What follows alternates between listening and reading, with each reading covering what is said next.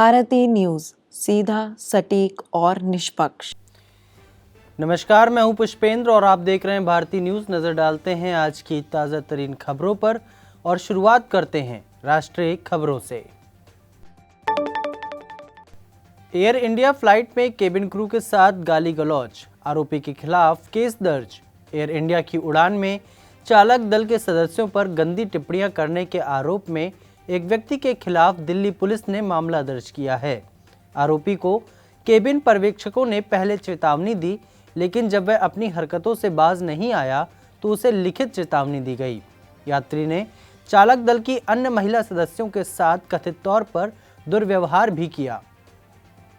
CM Stalin तानाशाह की तरह व्यवहार कर रहे हैं। शिक्षकों के हिरासत में लिए जाने पर बोले एआईएडीएमके नेता डी जयकुमार।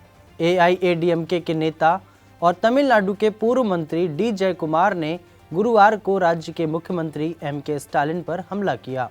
तमिलनाडु में लंबे समय से विरोध प्रदर्शन कर रहे शिक्षकों को हिरासत में लिए जाने को लेकर जयकुमार ने कहा कि सीएम स्टालिन तानाशाह की तरह व्यवहार कर रहे हैं। शिक्षक समान वेतन और स्थायी नौकरियों की मांग को लेकर चेन्नई में सरकार के खिलाफ प्रदर्शन कर रहे थे। चीनी आक्रामकता को ध्यान में रख बनानी होगी रणनीति। सीडीएस बोले, हमें रणनीतिक स्वायत्तता का खेलना होगा card. Chief of defence staff CDS general Anil Chauhan ने कहा कि चीन की बढ़ती आक्रामकता साफ दिखाई दे रही है, इसलिए हमें रणनीतिक स्वायत्तता का कार्ड खेलना होगा। भारत को अपनी हर रणनीति चीन की आक्रामकता को ध्यान में रखते हुए बनानी होगी। अब आपको ले चलते हैं अंतर्राष्ट्रीय खबरों की ओर, जहां प्लेन क्रैश में वैगनर चीफ प्रिगोजिन की मौत पर पुतिन का खुलासा। कहा, अवशेषों में पाए गए विस्फोटक तत्व।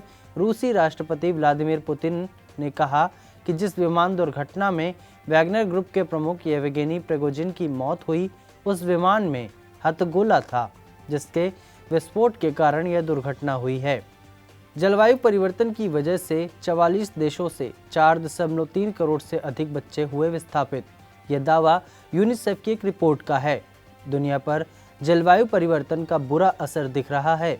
पश्चिमी देशों में बढ़ रहे तापमान छोटे द्वीपीय देश पर बढ़ते बाढ़ के खतरे इस बात की ओर इशारा कर रहे हैं कि मानव जाति पर जलवायु परिवर्तन का सीधा असर दिख रहा है।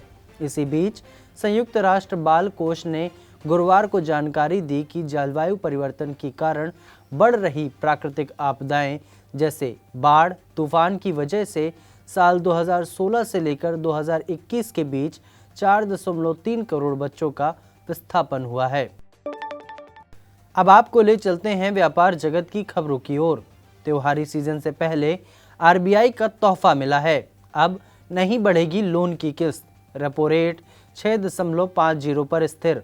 4 अक्टूबर से आरबीआई की मौद्रिक नीति समीक्षा बैठक शुरू हुई थी। इस बैठक का फैसला आज आरबीआई गवर्नर द्वारा दिया गया। फेस्टिवल सीजन में इस फैसलों पर सबकी नज़र बनी हुई थी। इस बैठक में देश के आर्थिक स्थिति और महंगाई को ध्यान में रखकर फैसले लिए जाते हैं। आरबीआई गवर्नर शक्तिकांत दास ने ऐलान किया कि बैठक में फैसला लिया गया है कि रेपो रेट में कोई बदलाव नहीं किया जाएगा। रेपो रेट यथावत 6.5% पर बना रहेगा। वित्त मंत्री निर्मला सीतारमण ने कहा कि बढ़ती हुई वैश्विक अनिश्चितता से आर्थिक विकास को खतरा है और ऐसे में सिर्फ राजनीतिक स्थिरता व निश्चितता ही आर्थिक प्रगति की गारंटी हो सकती है और इसकी बदौलत ही भारत दुनिया की तीसरी बड़ी अर्थव्यवस्था बन सकता है। अब खबरें खेल जगत से, जहां तिलक वर्मा के तूफानी अर्धशतक से इंडिया की फाइनल में धमाकेदार एंट्री हुई है। बांग्लादेश को एक तरफा मैच में 9 विकेट से रौंदकर भारतीय क्रिकेट टीम ने शुक्रवार को एशियन गेम्स 2023 के सेमीफाइनल मैच में बांग्लादेश को 9 विकेट से हरा दिया। भारतीय टीम ने इसी के साथ गोल्ड मेडल मैच में एंट्री कर ली है। तिलक वर्मा ने अपने करियर की सर्वश्रेष्ठ पारी खेलते हुए भारत की जीत में अहम भूमिका निभाई। भारत का फाइनल अफगानिस्तान और पाकिस्तान के बीच विजेता से मुकाबले में जो जीतेगा उसके साथ होगा। आईसीसी वर्ल्ड कप 2023 का आगाज न्यूजीलैंड ने धमाकेदार अंदाज में किया है। अहमदाबाद के नरेंद्र मोदी क्रिकेट स्टेडियम में खेले गए टूर्नामेंट के पहले मुकाबले में कीवी टीम ने डिफेंडिंग चैंपियन को 9 विकेट से हार का स्वाद चखाया। इंग्लिश टीम से मिले 283 रन के लक्ष्य को न्यूजीलैंड ने हंसते खेलते हुए महज 36.2 ओवर में 1 विकेट खोकर हासिल कर लिया। अब तक की खबरों के लिए बस इतना ही। बाकी की अन्य सभी बड़ी खबरों के लिए देखते रहिए भारती न्यूज़ और भारती न्यूज़ को शेयर, लाइक और सब्सक्राइब करना ना भूलें।